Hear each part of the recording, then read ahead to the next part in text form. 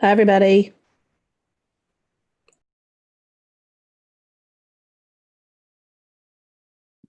Hi, Martha. Hey, how's it going? Good. How are you? Busy, busy, busy.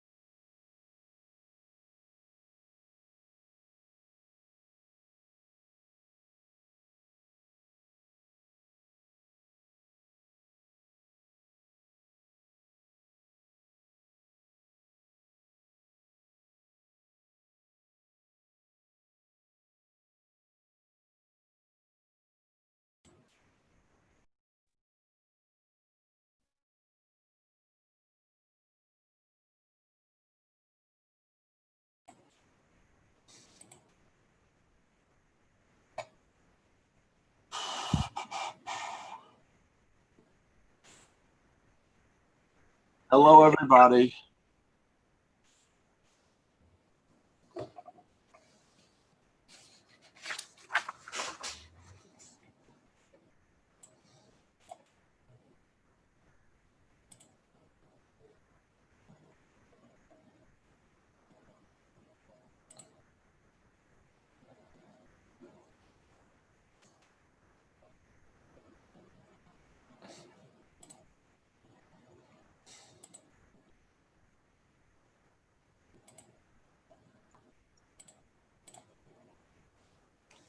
What a cutie, Martha. Thank you. This is Santi, rescue from Puerto Rico. There are Oh, two others behind her that may join us soon. nice. That's so nice. Such a sweetie. Look at that face. Very, very sweet little angel, except for when she chews up my slippers. Well, can't be perfect.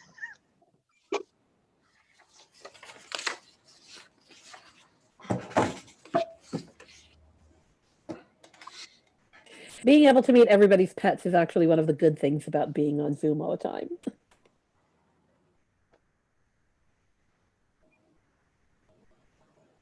I can bring Monty Python out. I think you should, Carolina.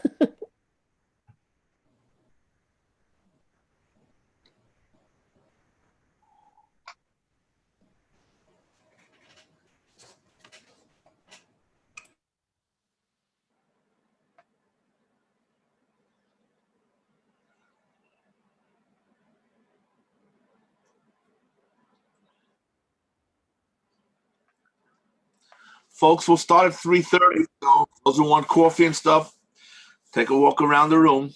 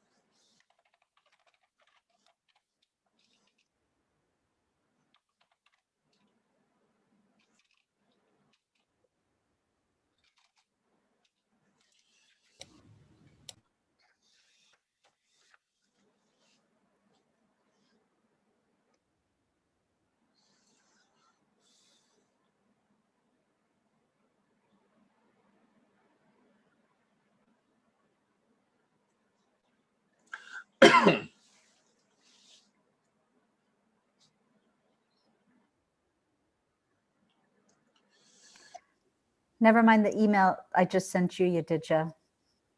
Okay, Jennifer, it's buried under 275 other student emails, so I may get to it like at midnight. Well, ignore it because I found how to get on. Oh, okay. Sorry. No problem.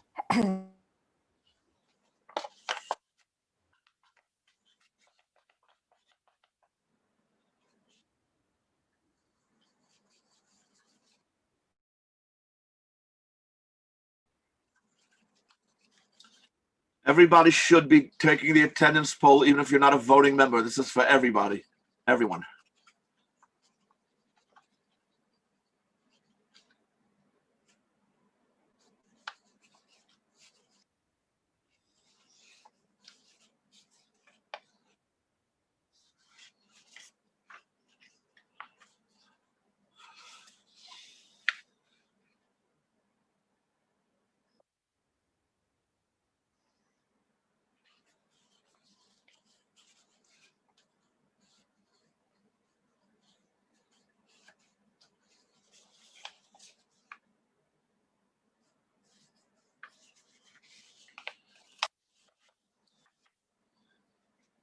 For those who hopped on, we will be starting at 3:30 precisely.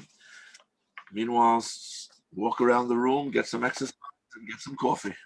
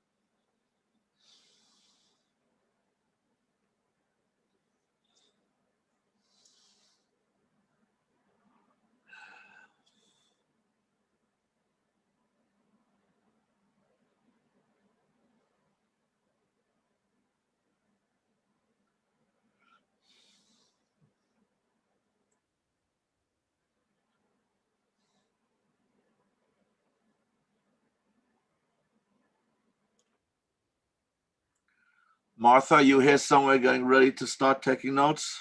Yep, I'm here. There you are. Okay. In 3 minutes.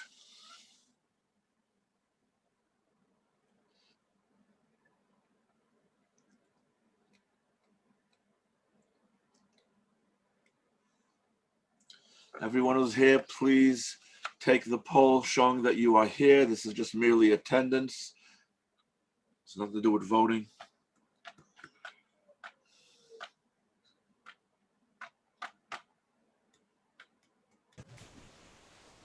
I don't see the poll. It should be up on your screen somewhere.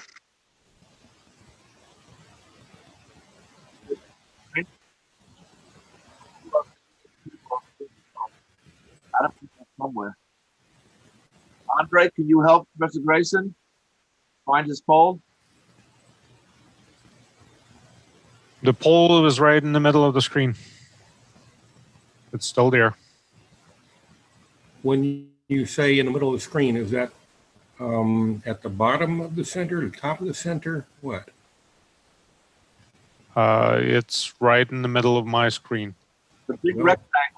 rectangle says attendance in progress. It should pop up automatically. Maybe if you leave and come back in, it will pop up. He has problems getting in, so I don't think we should do that. Okay. We'll make a note, Martha, make note that he is here. Okay. Shows up on his screen, he can do it, but make note in your official minutes that he is here.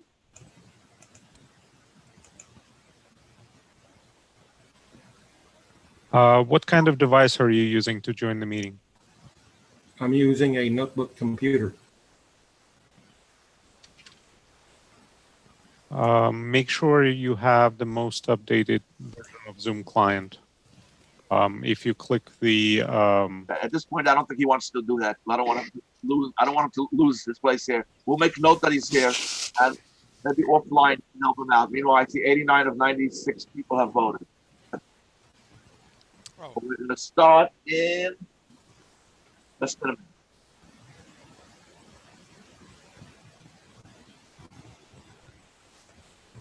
How do I vote? Everyone here said yes or no on the screen. You also don't see a poll? Oh yeah, I do. I didn't. Got it.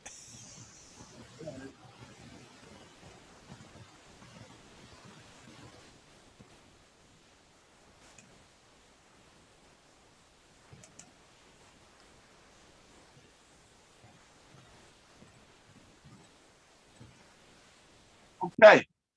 Good afternoon, everyone. Andre, is it streaming live? It is. We are streaming live on YouTube, and we are also recording. Thank you very much. I'd like to call the November 17th, 2020 meeting of Factor Council to order. As usual, I will state the procedure. We are operating under the governor's executive order to allow remote meetings, provided that they are both recorded, which you can see this meeting is recording. The upper left-hand corner of your screen is recording, and it is also being live streamed to the public. So we have the open meeting law, and all votes are non-anonymous, and therefore your vote is recorded as well. So we are subject and meeting the requirements of the law. Please note that the chat is not part of the public record. Anything that you write there will not be reported, has no effect, and I will more than likely not be looking at it, nor will the minute taker be looking at it, and it will not be entered into the minutes. The roll call is being taken as we speak. I will leave this up a little bit longer. It shows to me that 98 out of 103 people have voted. I presume that if I take out the few people who are not supposed to be voting, that we in fact do have a quorum, so we are on record. The first item on the agenda, before we go further, you may have received an incorrect agenda.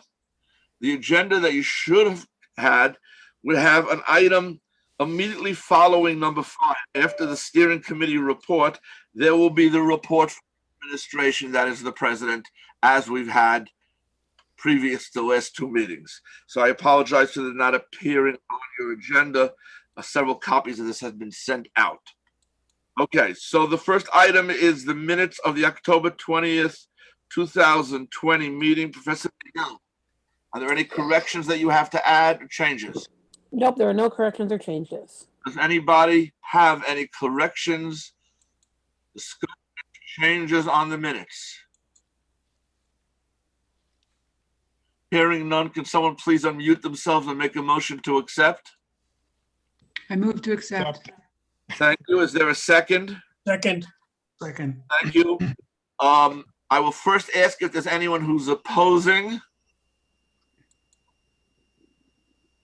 Hearing none, is there anyone who's abstaining on the minutes? Hearing none, I will accept the minutes as being approved by acclamation. Please mark it down as being approved unanimously. Now, steering committee. Okay, everyone, please mute yourself. Andre, please mute everyone other than whoever's legitimately speaking, and whoever wants to.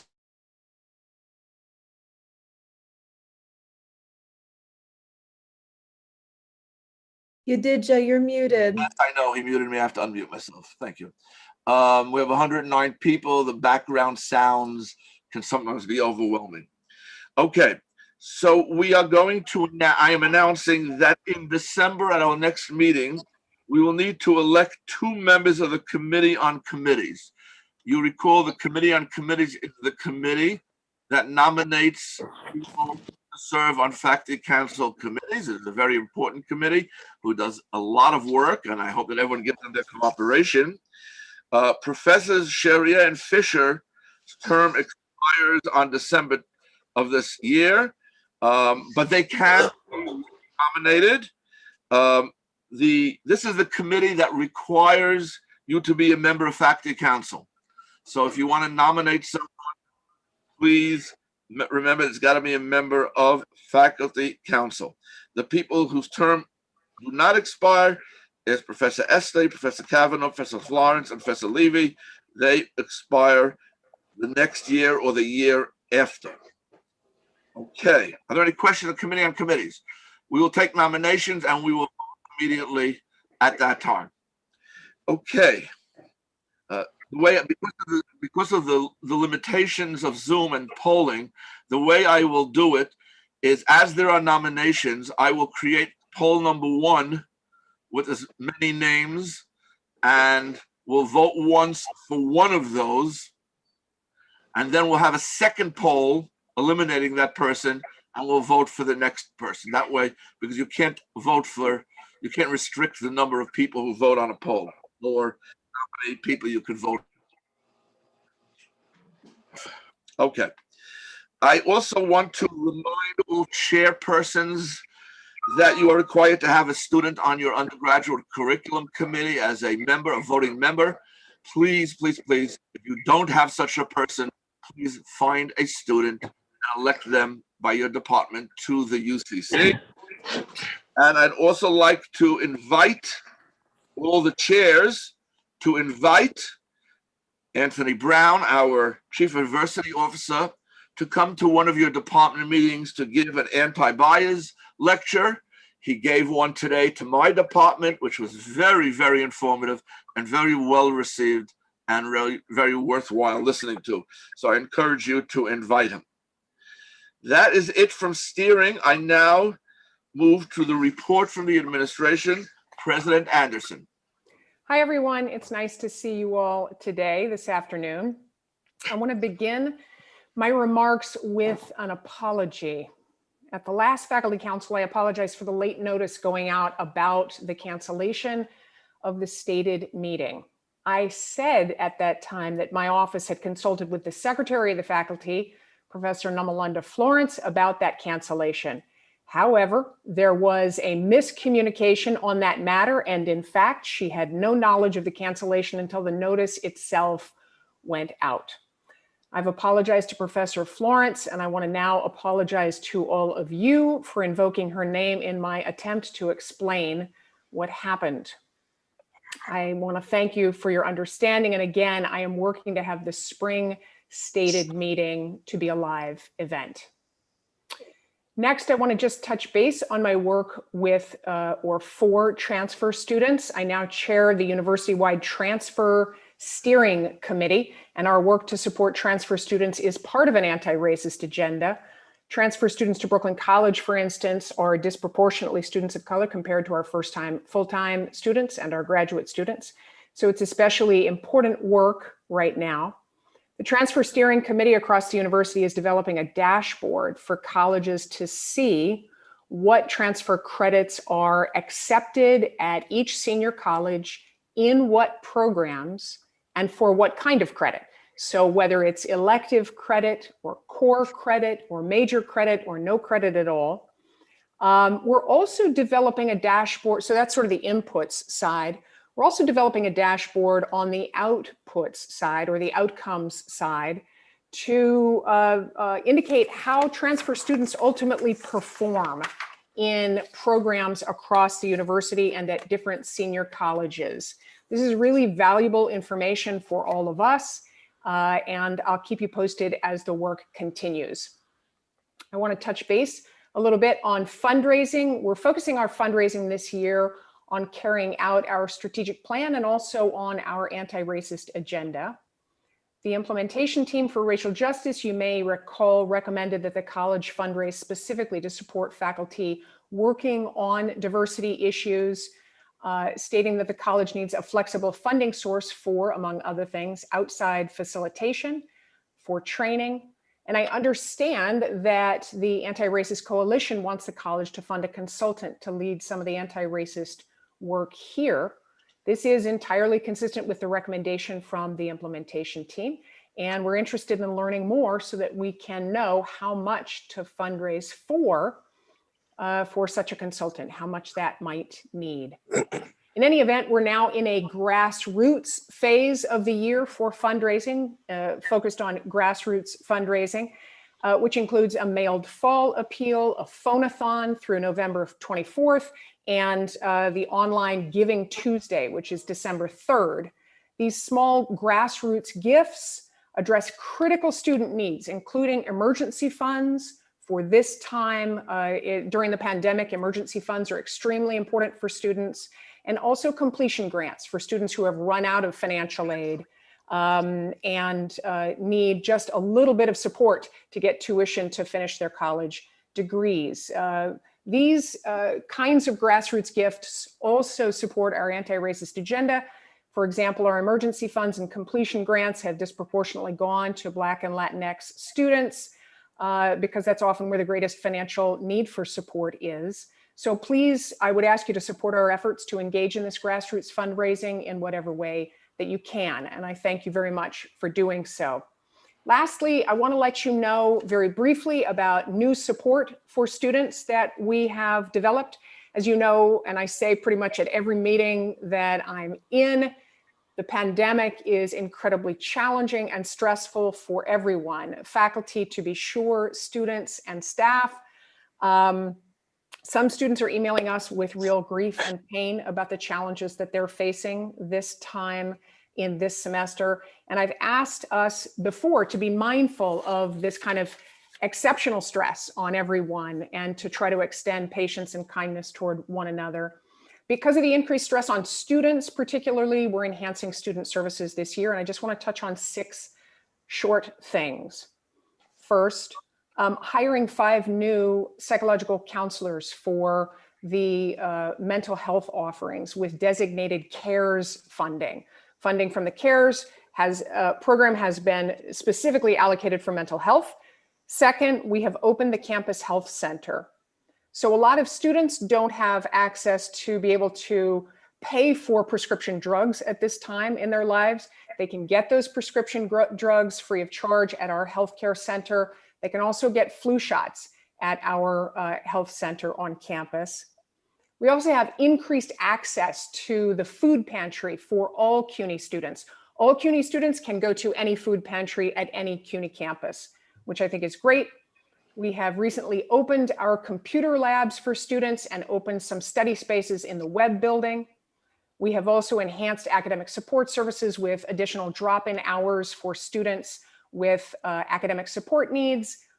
And we're also trying to pull together and offer new childcare opportunities for our students, where for students maybe up to eighth to age 8, we will have offerings where parents can use these free of charge online, pedagogically appropriate, psychologically and age appropriate for the students, for their kids to engage while to give the parents a little time to study and prepare for class. I really want to thank everyone who has sent students who are in trouble to Tracy Newton, who's the executive director of CAS, and to Vice President for Student Affairs, Ron Jackson.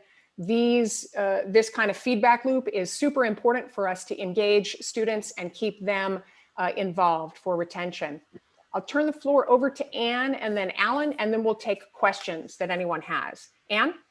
Thank you. So good to see everyone here, even though we're not in the same space. I feel like we're sharing it. So it is very good to see you. A couple of things I'd like to talk about. One is a general concern that we have had has been a concern about faculty isolation, faculty feeling alone, mental health issues that faculty have been having. You'll note in my November email, I commented on this and our concerns. And what we've tried to do is address it, both by getting information out about services that are available to faculty, and also by developing some community building activities. And among them was a discussion group for faculty on struggling with scholarship and trying to get scholarship done at this time. Another is a discussion group for caregivers and some of the stresses, especially that those who give care to others feel at this time among our faculty. We have this week as well, Helen Phillips is reading from her novel, The Need, on Thursday, November 19th at 4:30. You'll see this as well in an email that came out from the Office of the Associate Provost, which details all of these activities. We're planning more activities. Faculty really do feel alone and isolated, many faculty, and the more that we can do, the more helpful it is. At the university level, I raised this issue with other provosts and with the Executive Vice Chancellor. The Executive Vice Chancellor helped us start a group, and we are making recommendations about what can happen to help our faculty. And that work is underway as we speak. Some good things I think will come out of this work university-wide, as well as what we're doing on our campus. So if you have ideas, please send them to me or to Tammy Lewis, and we will move on these. We want to support our faculty in every way that we really can. The other thing I wanted to comment briefly on is our anti-racist work in academic affairs. Many of you know that over the summer, I started a group with chairs and deans to address chairs who are interested. So it's an open invitation, and deans to work on anti-racism in academic affairs, specifically at the departmental level where faculty live and where faculty feel it the most.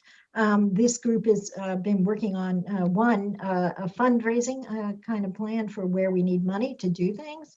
And also other issues that we talked about, other issues that we're trying to address. One is on the student side, equity gaps in achievement. This is a big issue. We shared last week a listing of those equity gaps in courses that existed for last year. You can see gaps, from 0 in some courses to 15%, even more in other courses.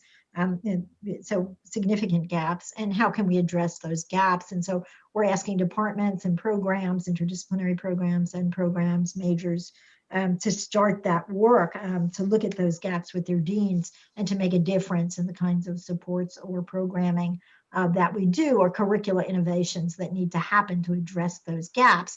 To do that, we're also doing a lot of work on anti-racist pedagogy. You know this from the Center for Teaching and Learning. The center has a wonderful website that talks about these opportunities, and they can as well make a big difference in what's happening on campus. In some schools, there's work starting on decolonizing the curriculum to address some of the issues of curriculum as well. And this is an important effort that we will continue to support through the spring. So those are the major issues that I wanted to talk about related to this work today. So thank you. Alan? Alan? Okay, yeah, great. Good afternoon, everybody. Couple of quick items. First, I want to remind everybody that my monthly town hall for November is going to be next Wednesday at 11 a.m. in the morning. You all should have received an email invite yesterday. Hopefully, many of you could attend. I know when I checked before this meeting, there was 117 registrations. So I'm looking forward to another large turnout for that event. In terms of, facilities, just very briefly, that we were looking at, I was hoping to share with everybody the unveiling of the cupola at this meeting. Unfortunately, the weather has not been cooperative. And while the work is done, we've been unable to do the unveiling due to the rain, the nonstop rain. So hopefully by next go around or at my town hall, we'll be able to share some video of that unveiling. We're working with the communications team on that. It's really exciting. In terms of budget, last time we spoke about the 7-month budget, there has not been much change or any change really on that. We're still operating under the 7-month budget. I'm hoping by next week, my town hall will have more information. But what I wanted to spend some time today with everybody on is talking about the CARES money, because progress has been made in terms of the college receiving CARES allocations. We spoke that, last time that we had some restricted allocations for CARES related to reimbursement of student activity fees from last semester, technology, and the wellness, the wellness advisors that we're able to hire. University pretty much has monthly meetings. We're now receiving information on other types of both reimbursements of expenses we've made and expenses we can make in the future related to our facility and other things that are eligible under this funding. Unfortunately, as we're learning, this funding is not budget relief. So it's not like here is almost $9 million, go and do with what you want. It is significantly restricted, and every time we have a meeting, we learn more and more how restricted this really means. So as I said, this is not budget relief. We have to follow very strict criteria, put in requests, do spreadsheets, have copies of backup. This is going to be audited by an outside audit firm, and results reported to the federal government and frequently to the board of trustees if there are any issues. It's my budget team is spending majority of their time putting together information about the past, the money we've spent with very tight deadlines, and then we're trying to put together lists of what we could spend for the future that meets the very restrictive requirements on that. The timeframes we have are very tight. So for example, by this Friday, we have to report on everything we spent last fiscal year in tremendous detail. On December 5th, we have to report back on the first quarter of this fiscal year through September 30th. And then by January 5th, we have to report back on the second quarter. So literally the second quarter ends December 31st. And by December 5th, while there's some days off for the holidays, we have to have a report into the university. It's, again, if we had $8.8 million free access, it would be a lot more fun. But it's very, very tight. We're hoping that as we submit, we'll be able to report out to this group in some manner that's easy to follow and not just lists and lists and lists of things we have to do that we have to put forward on. But we are making progress on it. We did already, I think we asked the deans and the chairs about ideas for technology, both for faculty, staff, and students, because we definitely want to invest more in laptops and MacBooks and headphones and other things that people may need. So any ideas that people have would be appreciated. We also learned that we cannot invest in permanent infrastructure needs. So while I'd love to put money into fixing infrastructure and ventilation, that's not allowable under this funding. So we are able to purchase better filters because that's temporary, and that we are doing some of that in some cases. But doing really big things that could be transformative for the college, not allowable. It's about dealing with the public health crisis as it currently stands. And at least for this round of stimulus packages, it may change in the future. It's also not a payroll relief program, because I asked the question at the meeting last week. Well, can we use this to pay people who maybe we wouldn't have been able to keep, like some part-time staff that were unable to work, they're no longer here. And CUNY was very clear. There's a payroll protection program that was in place that CUNY is not eligible for as a nonprofit, but the CARES money could not be used to pay people we normally we couldn't keep on payroll, which was something we all were hoping to do, but it's not allowable. So again, as we learn more, because we learn in increments, I'll definitely share it, and it will be a topic that I'll discuss in more detail next week. Thank you, Alan. You're welcome. Question for the president. Please use the raise your hand, and we'll call on you in the order in which hands are raised. Okay. I assume you can all unmute yourself. So I see Tim Shortell's hand up first. Tim, please go ahead. Thank you. Thank you for those presentations. I wanted to ask a question to Anne, but also Michelle, you may want to weigh in on this too. It's really helpful to have the sessions for faculty to talk about how they're trying to sort of cope with these circumstances and try to increase their productivity and so forth. But I worry that the other side of it, rather than just having an individualistic orientation here, that we have to sort of address this structurally too. When we engage in personnel actions for the next few years, we're going to have to take into account that that this pandemic has changed the nature of academic work and the work that some people might be more productive if their circumstances allow it. A lot of people are obviously facing challenges. So we haven't yet as a campus had a conversation about how are we going to adjust our understanding of what's achievable, and that the effects might be long lasting. It takes people a while to get a new project up and going again.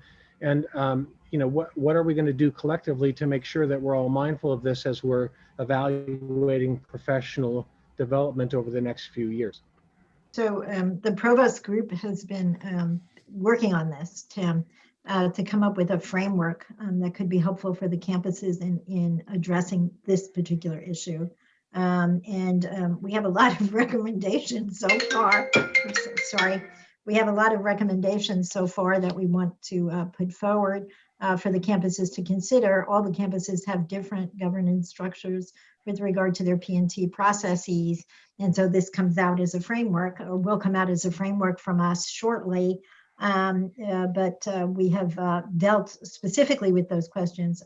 Also, some things we think can be resolved better at the system level. And so we are making also recommendations there, as well as our own recommendations about what can happen. So exactly one of the things we really wanted to happen from our discussions. And we looked at best practices on different campuses and what's going on nationally, as well with trends in support for faculty, and looking at how that's informed the promotion and tenure processes, or will inform the promotion and tenure processes on other campuses that are analogous to CUNY and different from CUNY. And I think we have a really broad framework that will be helpful to help guide our discussion on our campus moving forward. So thank you for bringing that up. Are there any other questions for the president? I have a question for Alan. Sure. Alan, can we use the CARES Act funds to free up some general college funds for other purposes? No, David, only if it fits into the categories, which is for the public health of the institution. So it's pretty much, for the most part, new things that we're purchasing. We're purchasing more devices, backup devices for people to work remotely. We're purchasing PPE and HEPA filters for rooms that we're using. It's not general budget relief, so we're not allowed to use it to displace the cost for other things. It has to be specific toward needs related to the pandemic. But if we were going to use some of our general college funds for those purposes, can we release those general college funds now for say, personnel expenses? It's for personnel expenses. The only expenses we've been allowed to claim are new expenses. And the guidance is very clear. It has to be new expenses. So for example, if we had custodial staff work overtime to do cleaning in a location, that's allowable because that's a new expense. The staff that we already are paying for custodial full-time and part-time, that is not a new expense. So we're not allowed to claim that. And we literally have to provide timesheets and payroll records for each of these individuals. So if we hired somebody new, we could do that. But we can't in general saying, well, we had this expense before and now we want to claim cares. The best example I could think of is I'd love to claim Carrie Sadovnik's time, who is working above and beyond what she did in the past. And I even asked the question and it was like, because she is putting in so many more hours and she has comp time, it's no, we're already paying Carrie. You can't, if she was paid overtime, which she's not eligible for, we could have claimed it, but we're not allowed to claim her time or my time or Steve Aliano, who runs buildings and grounds. Those are existing expenses. It only could be new expenses. I see that Alan had a question.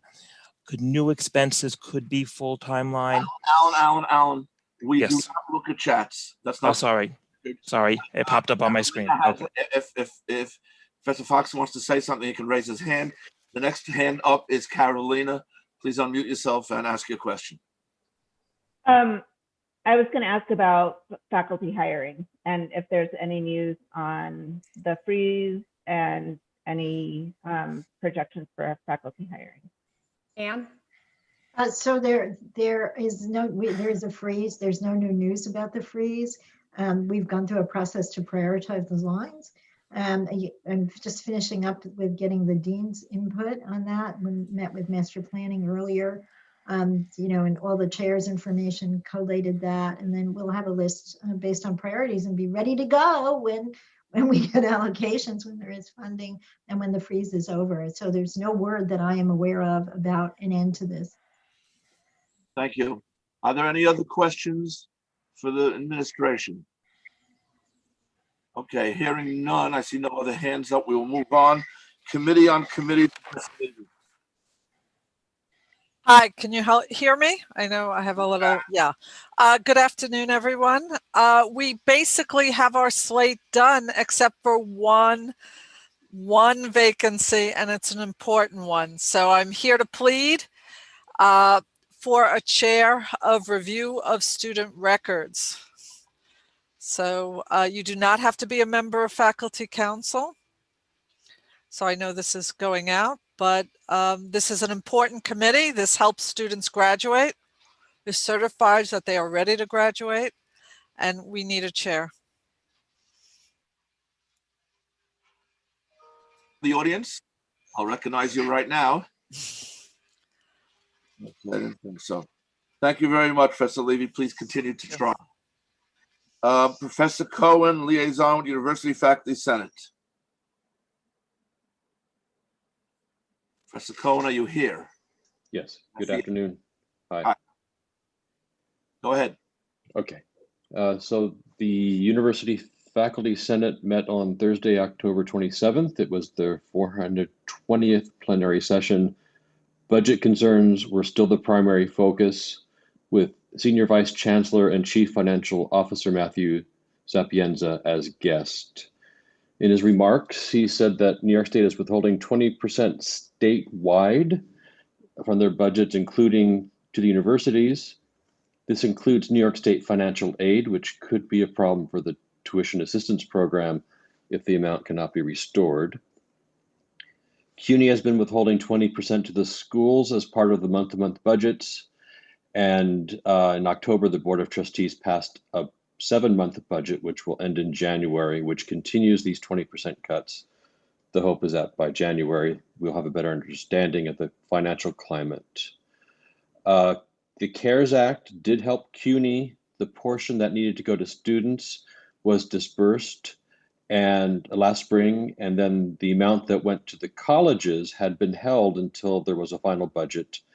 In light of the fact that there won't be a final budget, they started releasing the funds, and they are now being dispersed for things like healthcare centers, refunds of tuition fees, college housing, so some of the things that already been shared with us. There are severe restrictions on how these funds may be used, and they're definitely targeted towards students and their impact because of the COVID pandemic. The CARES Act funds are dispersed based on colleges, students at colleges that receive Pell Grants. And as a result, institutions which serve mostly graduate students may not receive much as far as support because of this. And then finally, he said that the budget uncertainty will continue until New York State is able to deliver a final budget. But on the positive side, New York City has a completed budget, which helps out for the two-year colleges. So that's my report. If it's appropriate for questions. Any questions, Professor Cohen? Please raise your hand. I see no hands raised. Thank you very much. Okay, We now move to degree lists. We are referring to degree list 21/4. I do not have a committee a faculty council committee to review this, as you've just heard. Therefore, we will need to rely both on the executive committee and on the registrar. The registrar certifies that all students on the list have met all the requirements for graduation or are eligible for their respective degrees as of the dates indicated. Resolved that the faculty council of Brooklyn College recommend that the Board of Trustees of the University of New York grant to the students named below the degrees indicated. This is list number 21/4. I will bring up a poll. Okay. And we are now going to poll for degree list. Only voting members of faculty council should vote, and you may vote yes, no, or abstain. I'm launching the polling now. It should say on your screen degree list 2021, actually, yes, 2021/4.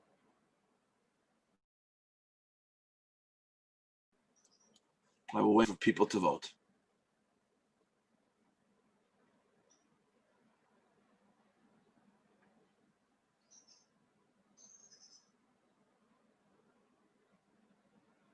Anybody else want to vote? Okay, I'm going to end the polling and I'm going to share the results. And the results, as you can see, that no one said no, one person abstained. So 95 people said yes. Therefore, the degree list is approved. Thank you very much. Okay. We now move to report of standing committees. Professor Shortell, curriculum document 408. Let me share my screen, but you can start talking, please. Okay, thank you.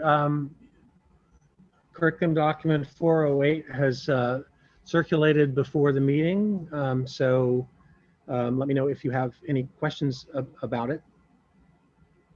Sort of awkward not as easy to go through section by section as it is when we were all in person, but we have section A3, some new courses,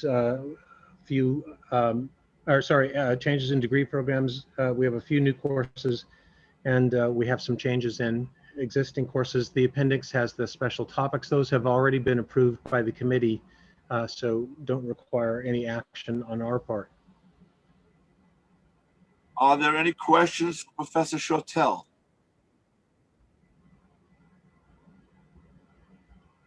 Do you see any questions? No, I do not. Okay, so I'm going to launch a poll again. Let's see. Stop hearing results. And this is an undergraduate curriculum. Yes, no, and abstain. There you go.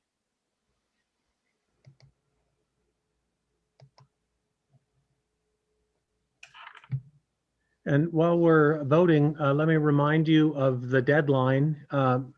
Next month's curriculum document, the December document, is the last chance to change material for the new bulletin, for next year's bulletin. So the committee needs to receive it by Friday of this week.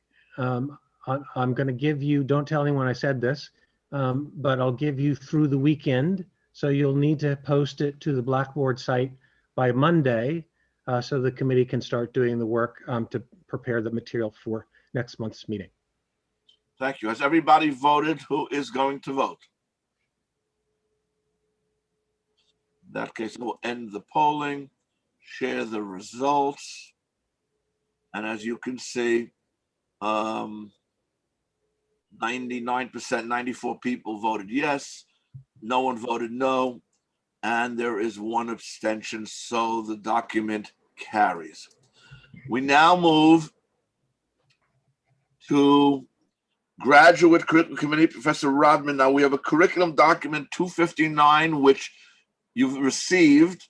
There's also an addendum, which I'm not sure that you've seen, and I will put that on the screen when Professor Rodman asks me to.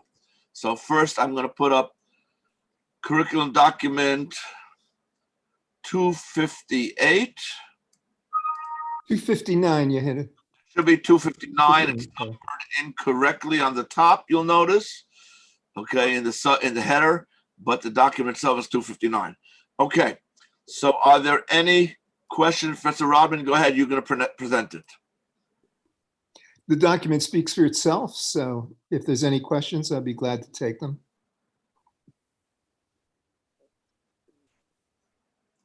Are there any questions? Now, we only have one vote, so the addendum is going to be considered part of this document. So I'm going to bring up the addendum. Professor Rodman, do you want to introduce the matter of the addendum? You might remember from last meeting, we had an English course, literature and translation. That I interrupt you for one moment. Can everyone see the addendum? Yeah, okay, go ahead. I'm sorry. That's it. You got it. And the problem has been resolved and it's back up for approval. Are there any questions on both the document and the addendum?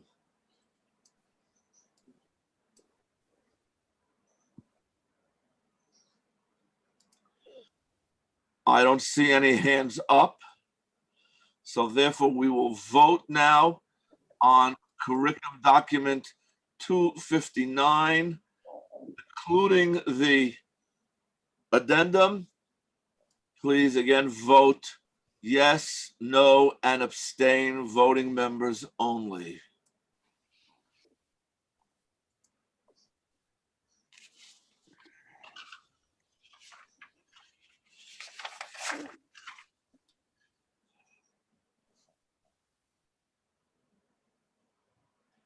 Anybody else voting? Okay, I will end the poll and share the results. Okay, 92 people voted the affirmative. There are no negative votes. 3 people abstained. And so the document and the addendum have passed. Thank you very much. I'm going to stop sharing my screen. Okay, we now move to the committee on review of programs, motto, annual report. Do you have anything? Someone is not moving. I'm sorry, I can't quite hear what you're saying. There's noise in the background. One moment. I'm muting people who should be muted.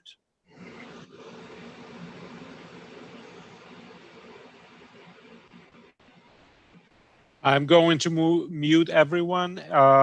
Professor Langsam, please unmute yourself. I will.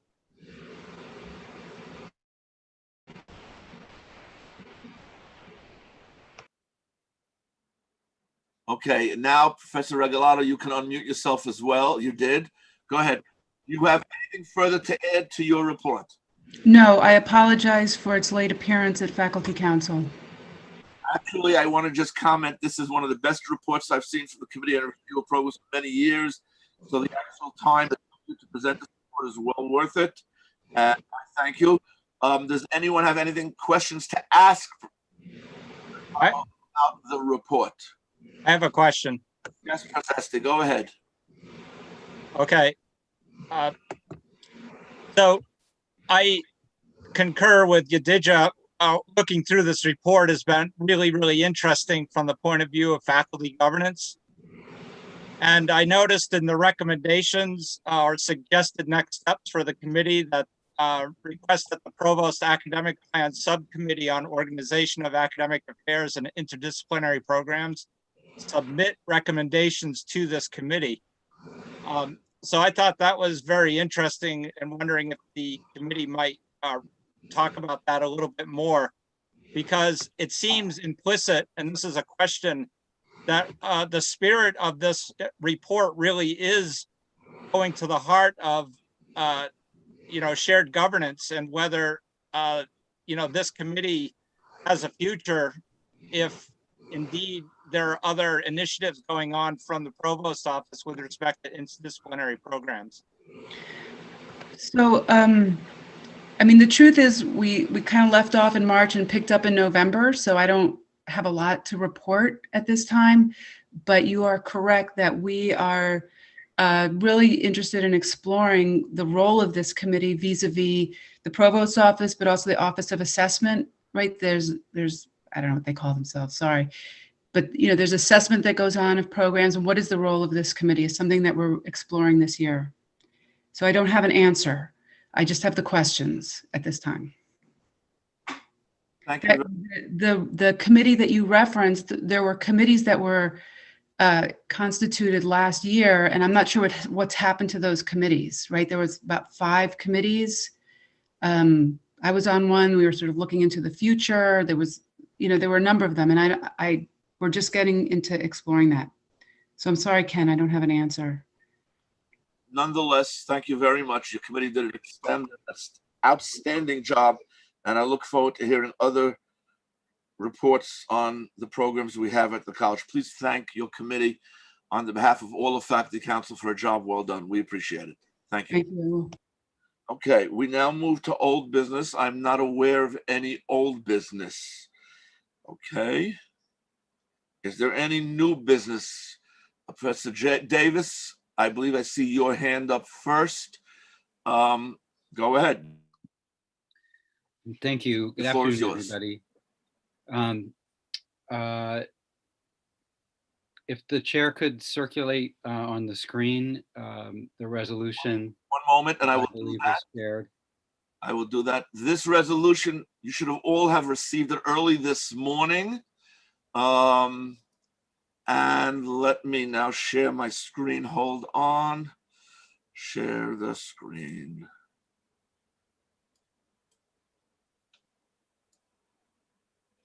I believe you should be able now to see the resolution. Go ahead. Well, I don't know if it's possible to make it larger, but on my screen, it's very small. Okay, hold on. We can indeed.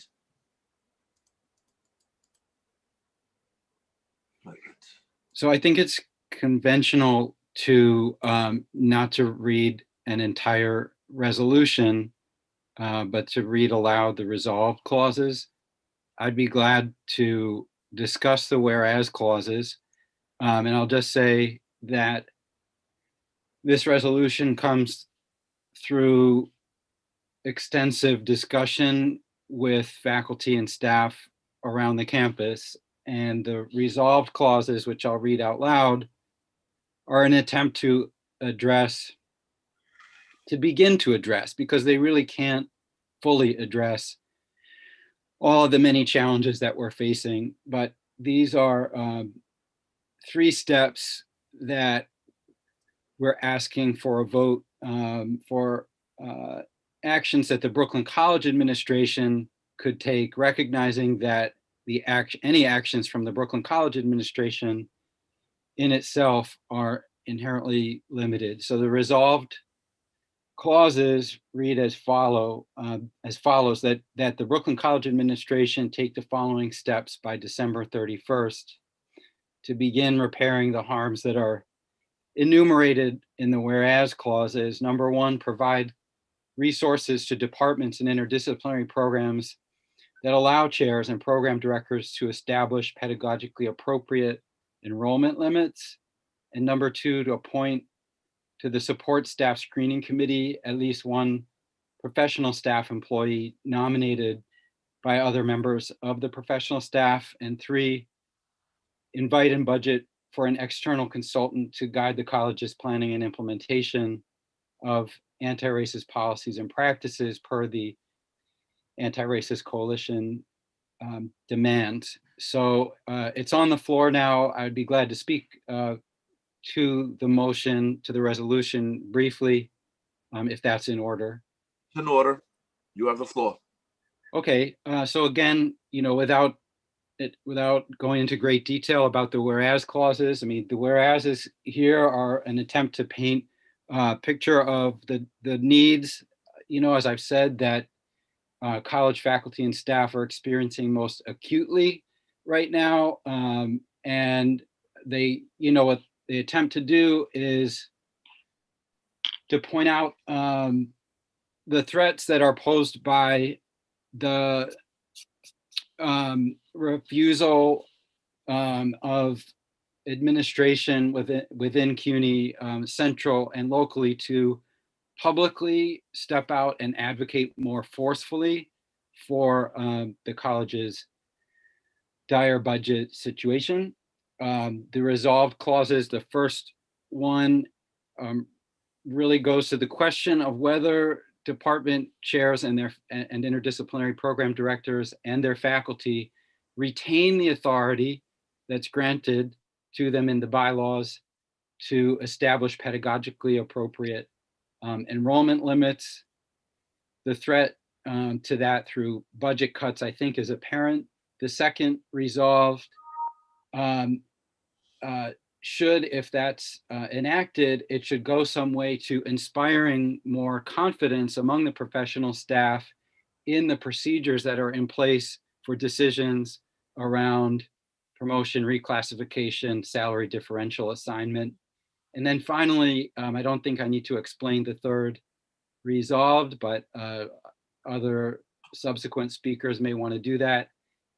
We just heard President Anderson express her amenability to this resolve. So I think I'll stop there for now and look forward to discussion. Thank you. I see Professor Shortell's hand is up. Please, everyone, raise your hands as you wish to speak, and I'll recognize you in the order. Professor Shortell, unmute yourself. Thank you. I want to speak in favor of the resolution.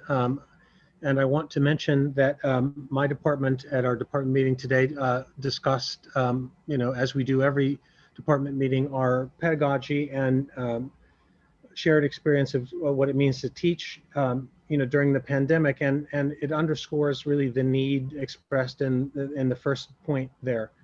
To be able to meet our own standards in terms of the quality of the teaching and learning in the department, we all recognize that our classes have to be smaller. To teach online well, we have to have smaller classes so we can give our students more individual attention. And as long as we continue teaching online and not addressing this issue, I think we all are, in a way, pretending that we can make this work. And so I think, to be honest, we have to recognize that the circumstances have forced on us a need for rethinking this, and we have to go with smaller classes as long as we're in online only mode. Thank you, Professor Shortell. Professor Grayson, you are next. Please unmute yourself. You're unmuted. Thank you. In the department meeting today, we had some discussion, and we were wondering if this could be broken into 3 separate resolutions so we could vote separately on each of these items. Professor Grayson, you need a motion to sever to do this. Then we will need a second, and we will have to vote on each of those independently, and then vote on them at 3 separate times. So if you make such a motion, someone needs to second it. I move to sever this into 3 separate resolutions. Second. Did someone second? I did not hear. Second, yes, second. There is a second. Okay. We are now speaking about the motion to sever. That is to divide this into 3 separate motions, each which will have a Separate discussion, and each which will have a separate vote.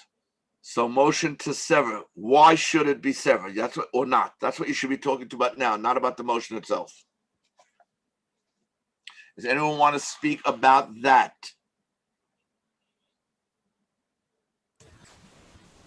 These do not appear to be all in one topic. These appear to be topics that can be considered separately and probably should be considered separately. Okay. Does anybody else want to speak to or for this motion? Okay, you're going to have to give me a minute to create a new poll. So just James, do you have your hand up? James, go ahead. You talk while I'm talking about the motion to sever, while I set up that motion. Okay, thanks. Yeah, I mean, I would like to speak against the motion to sever. I absolutely understand the sense that these are separate topics. They certainly could be severed, but they're of a piece, and this is why, because these right now are the primary challenges facing faculty, staff, and students that are in the control of our local administration. There are a lot of things that could be done beyond the college level, but in terms of what's affecting faculty, staff, and students right now, these are very much intertwined with one another. So I would encourage us to consider them together. They're certainly separable cognitively, but in terms of experience on the campus, this would be a strong, full-throated support for where faculty, staff, and students are working and studying right now.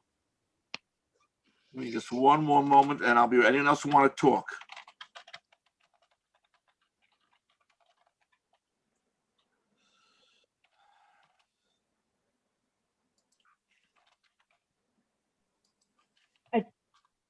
Go ahead. Whoever wants to talk, speak.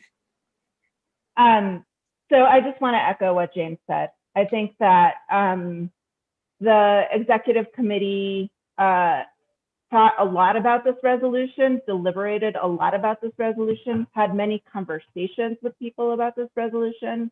And these were issues that came up from faculty, staff, and students. And I think it would be more powerful for this body to vote on them as a whole. Thank you. Is there anyone else who wants to speak towards this motion? In this case, I'm going to launch the vote to divide the resolution. I'm unable to vote as chair. If there is a tie, then I will cast the deciding vote. Otherwise, I cannot vote. Not because Robert's rule says I can't vote, but because Zoom says I can't vote.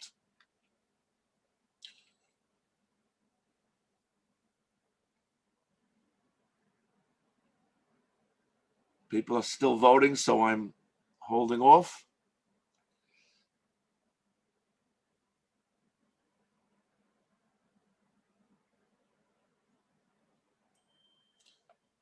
I'm going to end the poll. As you can see, the motion has failed. 69 individuals voted no, 24 voted yes, 2 individuals have abstained. So therefore, we return now to a discussion on the actual resolution. Who would like to speak next? I see Professor Tremper, your hand is up next on the resolution. Go ahead, Professor Tremper. Yes, I would like to know from those who put forth the resolution what the efficacy has been for those campuses, and I'd like to know which campuses who have employed an external evaluation organization in transforming their curriculum and pedagogy.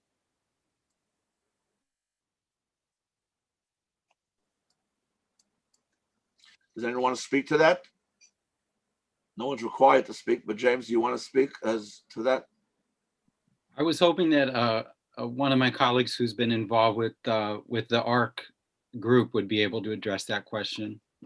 Okay, then let me go down the list, and then they can put themselves on the list, and we'll get to them. Jill, Professor Kavanaugh, you're next on the speaking order. Yeah, I just wanted to say that, can you hear me? Yes, we can hear you.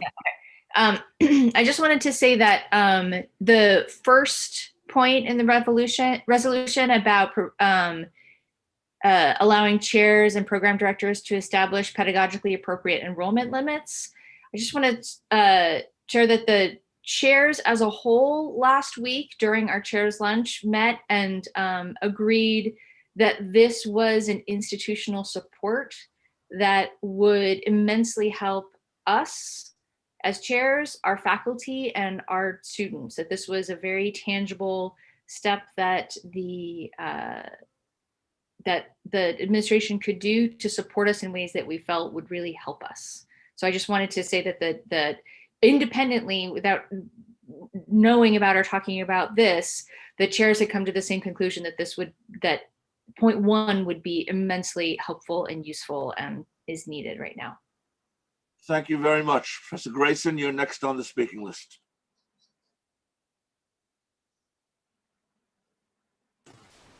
I don't have any comments at this time. Perhaps that was a hand raised from earlier. Okay. Professor Miel, you're next. Thanks. I wanted to echo what Jillian said about the chairs and add that in my experience, where there have been challenging issues like the anti-racist agenda, where people come from very different perspectives, having an outside evaluator or facilitator has greatly enhanced our effectiveness and our ability to be productive. So in general, it's a good idea. I also wanted to say that as a member of the coach committee, that these 3 agenda items are congruent with what we've seen in terms of the faculty's concerns about the climate on campus and see them as a piece. Thank you very much. Professor Carolina Bank-Munoz, you're next. Sorry. Okay. So Ellen, I can speak a little bit to that. I think that there's a lot of data that's being collected right now from the Center for Teaching and Learning and other places, but unfortunately, Alex Uhas isn't a member of faculty council anymore, or she could speak more directly to her experience working with them at Pitzer College. And there are a lot of things that are similar about Pitzer, and there are a lot of things that are different, right? The big one being that it's a private liberal arts institution that has a lot more money than we do. But they created a 5-year plan, and they completely transformed their campus. They transformed the student body, which is not something that we need transforming. They transformed faculty hiring. They developed new models of faculty hiring. They engaged in cluster hiring. And they transformed curriculum, and they transformed policies and procedures, right? And so I think that there's a lot of work that we could do that would either not cost money or cost very little money, that would transform the culture of Brooklyn College.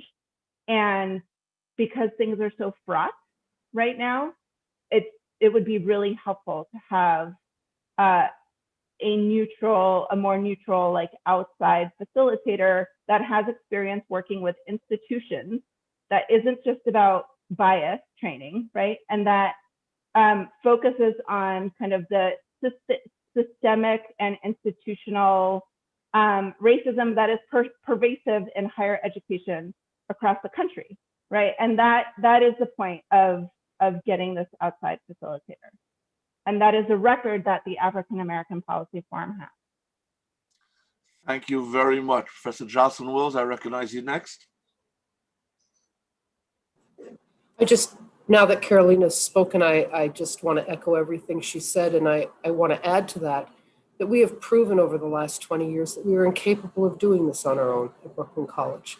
Lots of recommendations have been made and they have never come to fruition. And I truly want to echo the sentiment that an outside consultant would carry none of the baggage that some of us all carry, and would really help us work through something we have needed to work through for a very long time. Thank you very much. Is there anyone else who wants to speak regarding this motion? Hearing none, I will. I'd like to. I'm sorry, whom? Maria. Oh, okay, I wish you would raise your hand, but go ahead. I put it in the No, chat. no, on the screen, not a physical hand, but go ahead. Okay. So yeah, I support this resolution. I think it's really important. I think to Ellen's question, the third part, while the consultants and outside people can help us see things a bit more clearly and point the direction and guide us, it is not going to dictate to us our pedagogy in terms of curriculum, right? We're the ones that have to take that on. It will make suggestions. It will help us along. But we as faculty, we know we're in charge of our curriculum. You know, nobody's going to tell us what to do in that sense. So if that's the fear, that's not it. It's about being able to guide us, to help us to see how to do things differently, how we can change certain aspects of our curriculum to be more friendly to the populations that we serve, right? And to teach them more equitably. So if I heard your concern correctly, that's how I heard it. So I do want to sort of assure people that faculty are in charge of our curriculum, and we're just asking for sort of guidance along those, lines. So in terms of curriculum, in terms of the third point, right, in terms of our curriculum, that would be it. And then of course, looking at the policies and other practices that we have at the college that we can improve upon, right, to help with that. Thank you very much. Is there any other comments on the resolution? Hearing none, I will launch the poll on the three resolves that you see there. It will be yes, no, and abstain voting members only.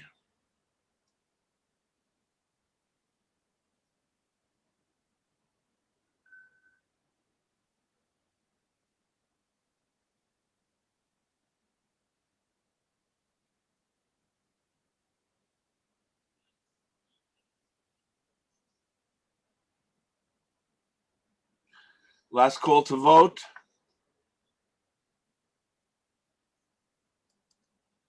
As you can see, 88% voted yes, 8 voted no, and 3 voted to abstain. The motion, the resolve carries. Thank you. We have any other new business? I believe I saw Professor Tremper had her hand up when I asked for new business. Ellen, Yes. Go ahead. You are recognized. Go. I would like to acknowledge that as of November 12th, 2020, Lillian O'Reilly has served this college nobly and well for 19 years, and I extend her congratulations and thanks. I believe that without further vote, we can all say the same thing, and therefore, for the record, unless someone objects, I will mark that as being unanimous, that we thank Vice President O'Reilly for all the wonderful work that she's put in, way above the call of duty, under extremely difficult situations. We're all the better for having her. Thank you very much, Ellen, for thinking of that. Congratulations to Vice President O'Reilly. Is there any other new business? Hearing no other new business, before we adjourn, I would like to once again wish you all the best. I see it was good to see you all. I miss you all. I'm sure we miss each other.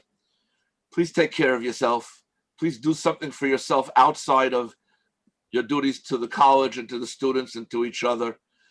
Take care, and I will therefore accept a motion to adjourn at this time. Motion to adjourn. Thank you. Second. Second. Second. We are adjourned. Thank you so much for all being here. Have a good day, everyone, and a good evening. Bye. Please turn off the live stream, Andre. Andre, I did not have a chance to thank you, but please, thank you very much for what you do. We would not be able to run the meeting without your help. Thank you. Have a good day, everyone. Bye. Thank you, Andre. Thank you, Udija. Thank you.